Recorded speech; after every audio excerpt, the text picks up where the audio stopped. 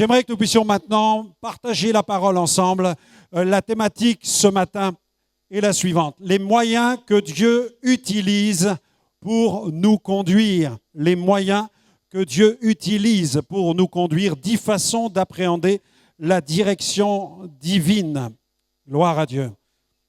Le pasteur, apôtre David Oyedepo a déclaré « Suivre la direction de Dieu n'est pas une lourde tâche. C'est une aventure pleine de fluidité. » C'est pourquoi j'aimerais vous rassurer ce matin. J'aimerais encourager tous ceux qui cherchent à être conduits par Dieu, qui cherchent à entrer dans des projets qu'ils ont reçus de la part de Dieu. L'apôtre nous rappelle, c'est une aventure pleine de fluidité, de paix et de satisfaction profonde. L'Esprit de Dieu ne nous guide jamais dans la confusion. Le message que vous allez recevoir aujourd'hui, c'est vraiment un message de fondation sur la conduite et la direction de Dieu. Et mon désir en tant que pasteur, c'est que chacun d'entre vous, vous soyez en paix en ce qui concerne la direction de votre vie.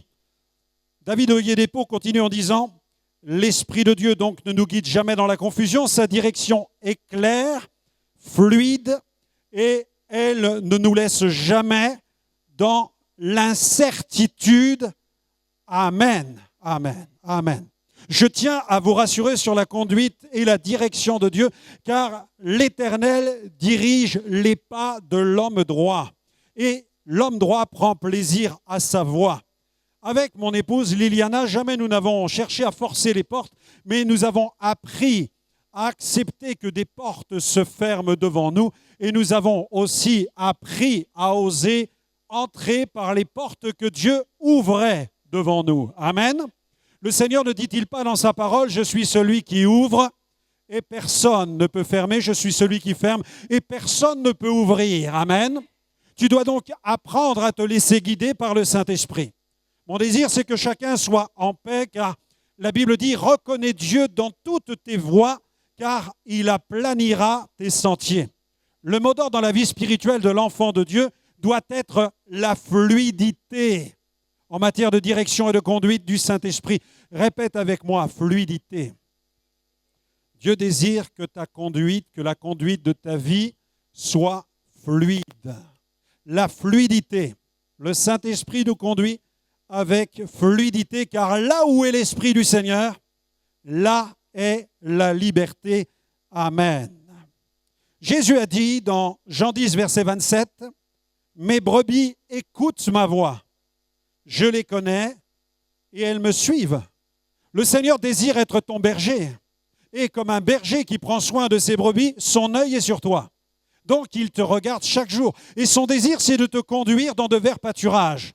Le Seigneur n'a pas d'ambition de te conduire dans le désert. Dieu ne prend pas plaisir à conduire ses brebis dans le désert.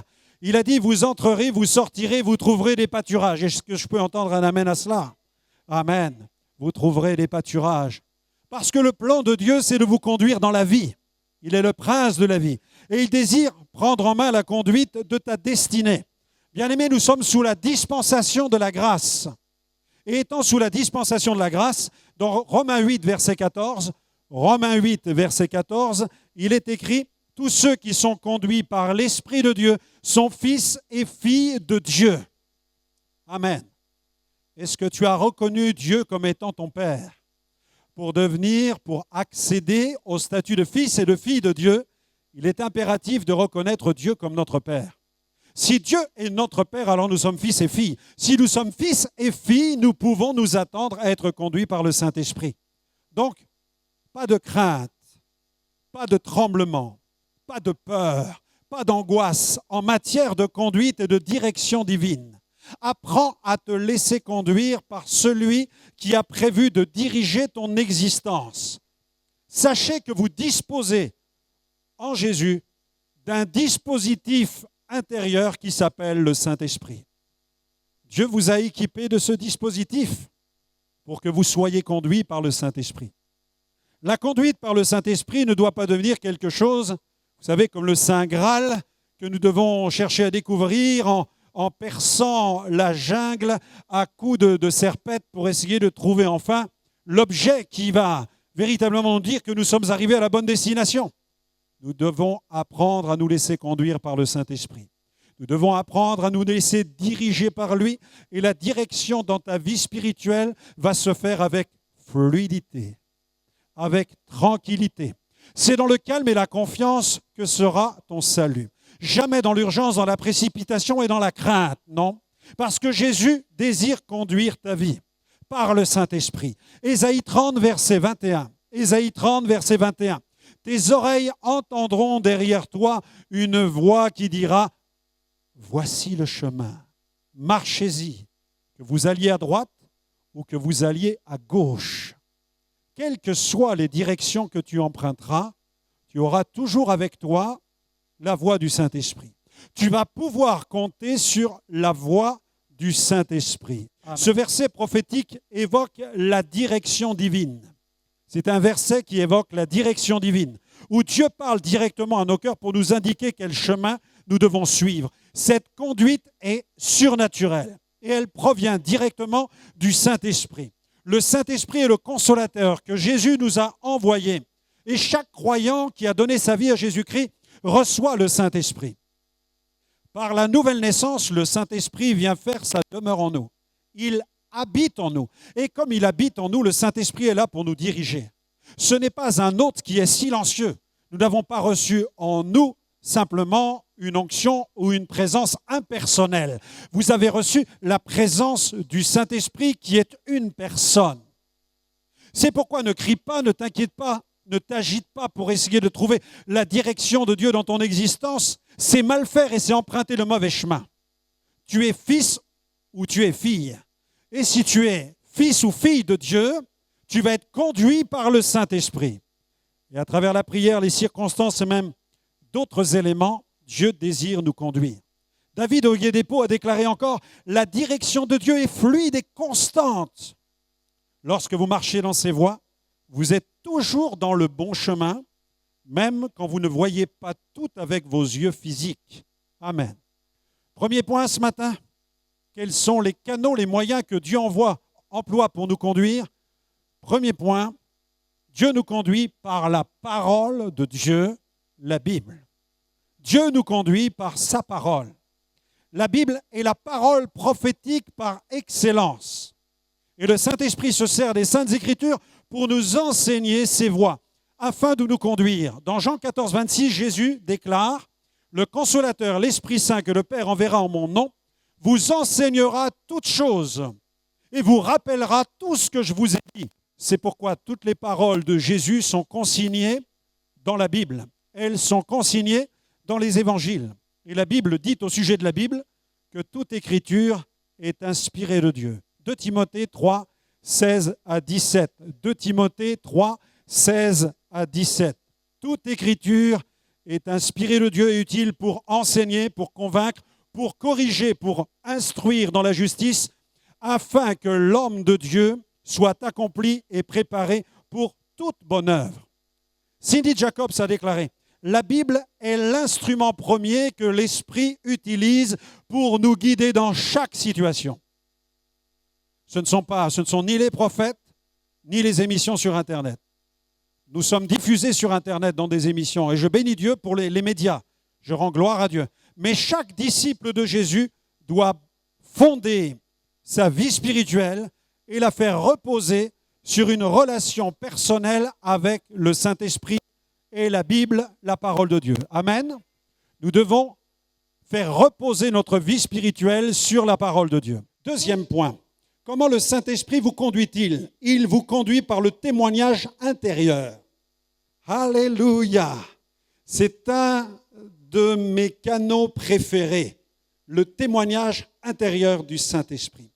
La Bible dit que le Saint-Esprit rend témoignage à notre esprit que nous sommes enfants de Dieu. Romains chapitre 8, verset 16. L'Esprit lui-même rend témoignage à notre esprit que nous sommes enfants de Dieu. Est-ce que tu as besoin de te convaincre chaque jour que tu es enfant de Dieu? Réponds à ma question. Non. En fait, chaque jour que Dieu fait, si tu as donné ta vie à Jésus-Christ, quand tu te lèves le matin, tu sais déjà que tu es enfant de Dieu. Tu n'as pas besoin que quelqu'un vienne te le prêcher. Tu n'as pas besoin que quelqu'un vienne te convaincre. Amen. Tout simplement parce que l'Esprit de Dieu habite en toi et l'Esprit rend témoignage à ton esprit que tu es enfant de Dieu. Amen. Je n'ai pas besoin de me convaincre tous les jours que je suis Franck Alexandre. Je sais que chaque jour, quand je me lève, je suis Franck Alexandre. Mais de la même manière que je suis né dans cette famille et que j'ai cet héritage génétique, je sais que sur le plan spirituel, je suis devenu une nouvelle créature, une nouvelle création. Je suis né de nouveau et j'appartiens au royaume de Dieu. Je suis fils de Dieu. Tu es fils de Dieu et tu es fille de Dieu. Pousse un cri de joie, s'il te plaît, si tu es entré dans le royaume de Dieu. Gloire au Seigneur, le témoignage intérieur du Saint-Esprit. Il résonne, il y a tellement de voix qui résonnent autour de nous. Celle des amis, celle de la famille, celle des prophéties, celle des prophètes, celle des livres, celle des émissions chrétiennes, mais aucune ne peut rivaliser avec la Bible, la parole de Dieu et la voix intérieure du Saint-Esprit. Lorsqu'un croyant est dirigé par la Bible et la voix intérieure du Saint-Esprit, il ne peut être d'aucune façon manipulé par quiconque. Amen. Et mon désir, c'est que nul d'entre vous ne soit manipulé par quiconque. Mais que chacun de vous, vous soyez doté de cette alarme interne, de cet équipement surnaturel intérieur, de cette relation interne avec le Saint-Esprit, de telle manière que vous entrerez toujours dans ce que Dieu a préparé pour votre destinée. Amen, amen, amen. Aucune manipulation possible, à Dieu soit la gloire. Quelle relation extraordinaire. Dans Actes 16, versets 6 à 7, la Bible dit que les apôtres furent empêchés par l'Esprit Saint d'annoncer la parole en Asie. Lorsqu'ils arrivèrent à Myre, ils essayèrent d'aller en Bithynie, mais l'Esprit de Jésus ne leur permit pas. Amen. Qu'est-ce que l'Esprit de Jésus? La Bible le dit, c'est l'Esprit Saint. Amen. L'Esprit de Jésus et l'Esprit Saint, c'est la même personne. Gloire à Dieu. Et l'Esprit de Jésus, parfois, nous ferme des portes. Et nous, en tant que chrétiens, parfois, nous n'acceptons pas que des portes se ferment, nous n'entrevoyons la vie chrétienne qu'avec des portes qui s'ouvrent. Nous ne pouvons pas imaginer que des portes se ferment, surtout quand on est un apôtre comme Paul, un évangéliste comme Paul. Paul est un prédicateur. Pour lui, il semble tout à fait normal que les portes s'ouvrent, qu'il doit aller prêcher l'évangile parce qu'il est en quelque sorte précurseur du réveil mondial, tel John Wesley qui disait « Ma paroisse, c'est le monde ». Amen. C'est vrai que ma paroisse, c'est le monde. Mais parfois, Dieu nous ferme des portes. Dieu nous dit, non, ça n'est pas le moment d'aller là-bas. Ça n'est pas le moment d'aller ici. Pour l'instant, ta place, elle est là. Et le temps va venir où Dieu va ouvrir la porte et dire, maintenant, c'est l'heure d'y aller. Ça s'appelle la conduite du Saint-Esprit. Amen. C'est pourquoi ne force pas les portes.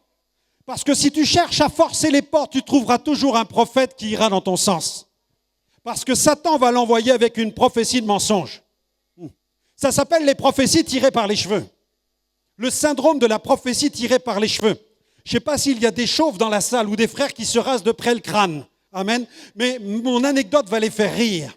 Imaginez un prophète vous déclare, vous êtes chauve et il prie pour vous et il vous dit que vos cheveux vont repousser. Et dans quelques mois, vous aurez une magnifique chevelure. Quelques mois plus tard, vous vous regardez dans la glace et vous regardez par la foi. Et vous dites, j'aimerais bien voir les cheveux sortir et pousser. Mais je ne vois pas les cheveux qui apparaissent. Alors là, ça commence à vous poser un problème spirituel. Qu'est-ce que vous faites? Vous priez, vous jeûnez parce que vous voudriez tellement retrouver cette chevelure, parce que la calvitie vous cause un problème. La calvitie vous pose un problème. Et quelques mois plus tard, vous vous rendez compte que les cheveux n'ont toujours pas poussé. Qu'est-ce que vous faites? Vous allez voir le prophète, oui ou non? Et vous lui dites, prophète, écoute, tu as prophétisé que j'allais avoir une chevelure abondante et je ne vois rien. Qu'est-ce qu'il va faire le prophète? Il va dire, tu n'as pas donné suffisamment dans l'offrande. Fais une offrande. Et le chrétien va faire une offrande et il se dit, là mes cheveux vont repousser. Et le prophète, voyant que les cheveux ne repoussent pas, lui dit, mais écoute, tu vas voir, ferme tes yeux, prie fort. Et là, la personne chauve commence à fermer ses yeux, elle prie fort. Et le prophète ouvre un tiroir et là, il sort une perruque, il lui met une perruque sur la tête. Et il lui met un miroir. Et à la fin de la prière, il dit, regarde. Ah! Et là, le chrétien voit la magnifique chevelure qu'il a sur la tête. La prophétie s'est accomplie. Mais ça s'appelle une prophétie tirée par les cheveux. Qu'est-ce que tu veux dans ta vie? Qu'est-ce que tu veux dans ta vie? Est-ce que tu veux des prophéties tirées par les cheveux ou la conduite de Dieu? La conduite de Dieu se fonde sur les Saintes Écritures, premièrement. Ensuite, elle repose sur le témoignage intérieur du Saint-Esprit qui ne te trompera jamais. Amen. Troisième point. Alors, attendez, une citation de Mahesh Chavda. Mahesh Chavda, qui a un ministère prophétique, ministère de sentinelle, il a dit « Il y a une douce voix intérieure du Saint-Esprit qui nous parle avec une clarté cristalline lorsque nous avons besoin de sa direction. » Clarté cristalline, répète avec moi, clarté cristalline. Répète avec moi, fluidité. Amen. Je veux un peuple, je désire une assemblée, une communauté qui est conduite en paix par le Saint-Esprit. Je ne veux pas de prophétie tirée par les cheveux. Je veux que le Saint-Esprit vous conduise dans tout ce qu'il a prévu pour vous. Amen. Alléluia, gloire à Dieu. Troisième point, conduit par la paix surnaturelle. Amen. Le Saint-Esprit veut faire des réglages internes, des réglages intérieurs. Ce qui fait que nous n'allons pas nous laisser piéger par nos émotions, par nos peurs, par nos craintes, par nos angoisses. La peur face à des choix professionnels. La peur de manquer d'argent parce que la situation économique se complique. La peur face à la crise financière. La peur face peut-être à des annonces de licenciement. La peur face à des examens, des entretiens qui précèdent des embauches définitives. Toutes ces craintes, toutes ces peurs se présentent devant nous. Mais la Bible nous dit que la paix de Christ régule nos cœurs. Amen. C'est pourquoi sois rempli du Saint-Esprit parce que la paix va réguler ton cœur. Nous avons un autre passage dans Philippiens chapitre 4, versets 6 à 7. Ne vous inquiétez de rien, mais en toute chose. La Bible dit, ne vous inquiétez de quoi? Rien. Oui, mais pasteur, que dit la Bible? De rien. Oui, mais pasteur, de rien. Oui, mais pasteur, de rien. Ne vous inquiétez de rien. C'est ce que dit la parole de Dieu. Mais en toute chose, faites connaître vos besoins à Dieu par des prières et des supplications. Avec quoi? Avec des actions de grâce. Alors ça, elles servent à quoi les actions de grâce? À dire merci pour la réponse que Dieu va envoyer. Voilà pourquoi Paul ajoute les actions de grâce, parce que Paul a la foi. Tu vas faire monter des prières, tu vas faire monter des supplications, mais en même temps, tu vas les combiner à des actions de grâce parce que tu sais que Dieu va répondre, que Dieu va intervenir. D'une manière ou d'une autre, déjà tu lui dis merci et tu dis que ta volonté soit faite. Apprends à ne plus dire que ma volonté soit faite, mais apprends à dire que ta volonté soit faite. C'est le meilleur moyen de ne pas être déçu, d'accepter la volonté de Dieu dans sa vie. Gloire à Dieu. Quatrième point. Conduit par des songes et par des visions. Amen. Le Saint-Esprit parle au travers des rêves, au travers des songes, parfois même de visions ouvertes, alors que vous êtes éveillés. Il arrive que Dieu nous parle par le biais de ces visions. Job 33, versets 14 à 15. Dieu parle cependant, tantôt d'une manière, tantôt d'une autre, et l'on n'y prend point garde. Ça veut dire que nous devrions être davantage attentifs à ce que Dieu nous communique pendant que nous sommes plongés dans un sommeil paradoxal, dans les moments où nous ne sommes pas pris par les activités du jour. En journée, il est difficile parfois au Seigneur de nous parler parce que nous sommes embarqués, entraînés par le train des activités de la journée. Nous sommes dans le brouhaha quotidien. Difficile pour nous d'entendre la voix de Dieu. Mais lorsque nous sommes endormis et que nous sommes plongés dans un profond sommeil, il arrive que Dieu nous envoie un songe, que Dieu nous envoie un rêve pour pouvoir capturer notre esprit afin de nous diriger. Il parle par des songes, par des visions nocturnes, quand les hommes sont livrés à un profond sommeil, quand ils sont endormis sur leur couche. Depuis 2000 ans, nous sommes entrés dans une ère nouvelle où chaque racheté dispose d'un accès au domaine d'une révélation appuyée par des songes et par des visions. Joël, chapitre 2, verset 28, vous connaissez ce passage. Après cela, dit Dieu, je répandrai de mon esprit sur toute chair. Vos fils et vos filles prophétiseront. Vos vieillards auront des songes ou des rêves et vos jeunes gens auront des visions. Amen. Est-ce qu'il y a des vieillards dans la salle? Est-ce qu'il y a des personnes d'un certain âge? Amen, gloire à Dieu. Alléluia. Dieu vous parle, Dieu désire vous parler par songe et par vision. Et la Bible dit que les fils et les filles vont prophétiser. Il est question d'une ère qui va visiter le peuple de Dieu, dans lequel le peuple va baigner dans une révélation avec des domaines multiples. Songes, visions, prophéties. Nous sommes dans cet âge-là depuis 2000 ans. Amen. Nous sommes entrés dans cette ère du renouveau charismatique où au sein des églises, hommes et femmes, tous les bien-aimés peuvent recevoir des révélations de la part de Dieu.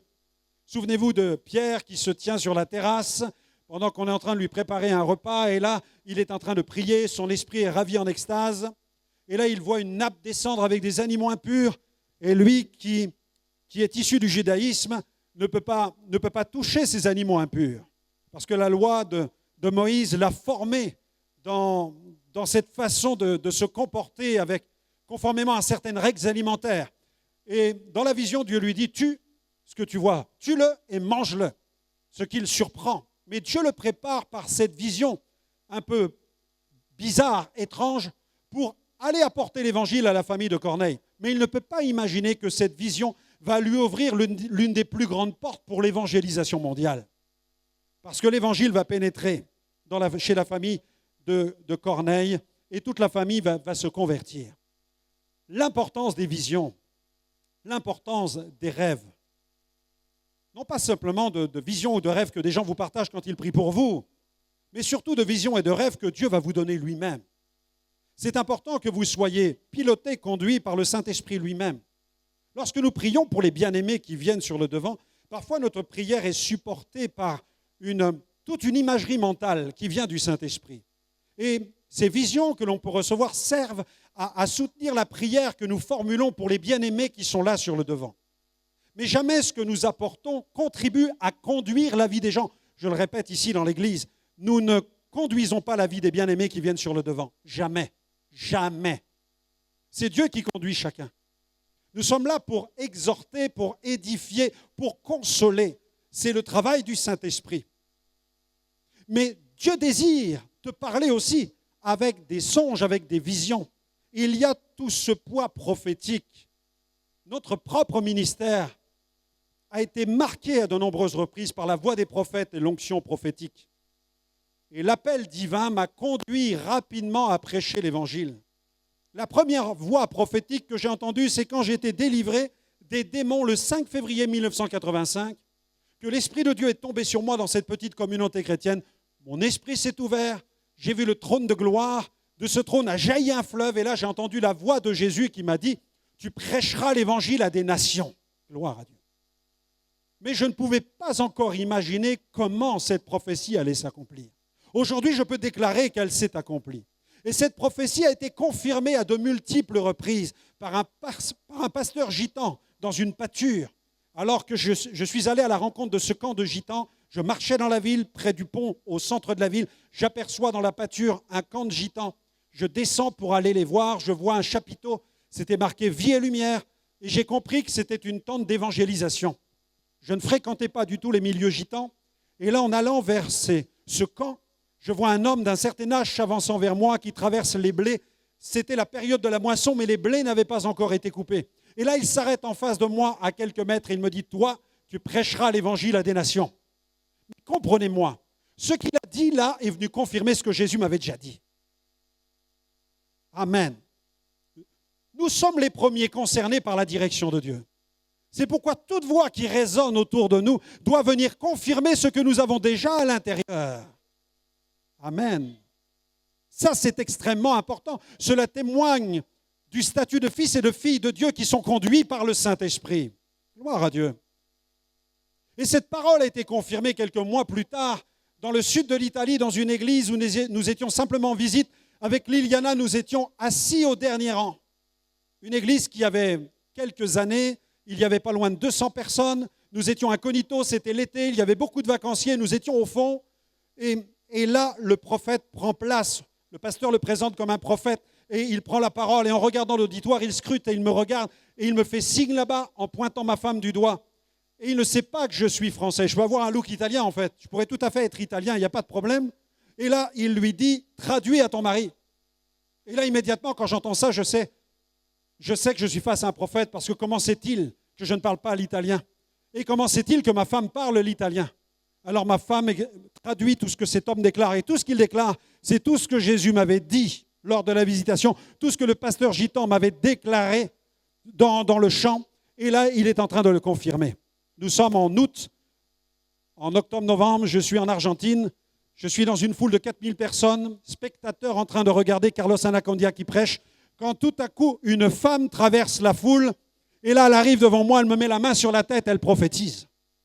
Et là, mon secrétaire traduit. Il me dit, c'est une prophétesse. Qu'est-ce qu'elle dit? Je lui dis. Et il est en train de traduire tout ce qu'elle raconte. Et tout ce qu'elle dit, c'est tout ce qu'on m'a dit en Italie quelques mois précédemment.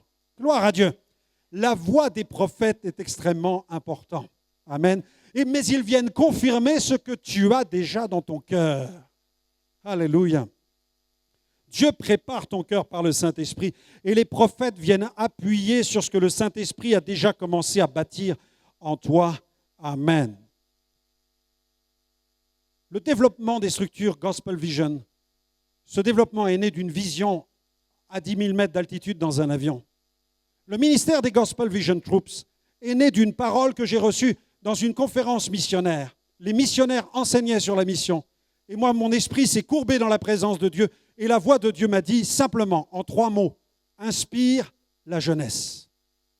J'étais allé jusqu'en Belgique pour être édifié, qualifié pour la mission. Et Dieu me dit 3 mots, inspire la jeunesse. Ces 3 mots ont suffi quand je suis rentré en France. Quelques mois plus tard, le ministère des Gospel Vision Troops était né. Des centaines de jeunes allaient partir en Europe prêcher l'Évangile sur 3 mots donnés par la bouche de Jésus. Amen, tu peux acclamer le roi. Quand Jésus parle, quand Dieu parle, les choses s'accomplissent. La voix puissante du Saint-Esprit. Amen. Et nous avons des Gospel Vision Troops qui sont encore dans la salle maintenant. Amen. Là. Il en reste quelques-unes là. Amen. Ils ont prêché en Pologne, ils ont prêché en Roumanie, ils ont emmené des équipes dans toute l'Europe. Pendant une dizaine d'années, des centaines de jeunes ont parcouru l'Europe. Gloire à Dieu. Nos camions podium ont sillonné l'Europe. 3 camions semi-remorques pendant l'été parcouraient simultanément les villes européennes pour prêcher l'Évangile. Et tout cela part d'une simple parole, inspire la jeunesse et d'une vision à 10 000 mètres d'altitude. Est-ce que je peux entendre une acclamation là? Le Saint-Esprit descend sur moi et il me donne la vision des camions podium. Et je prends, vous savez à quoi ça sert ça? Les petites pochettes dans les avions. Quand il y a trop de turbulences, il y a des gens qui vomissent dedans. Ok? Moi, je prends ça, je n'avais pas de papier sur moi. Je prends ça et je dessine la vision que je reçois. Nous sommes en 1998.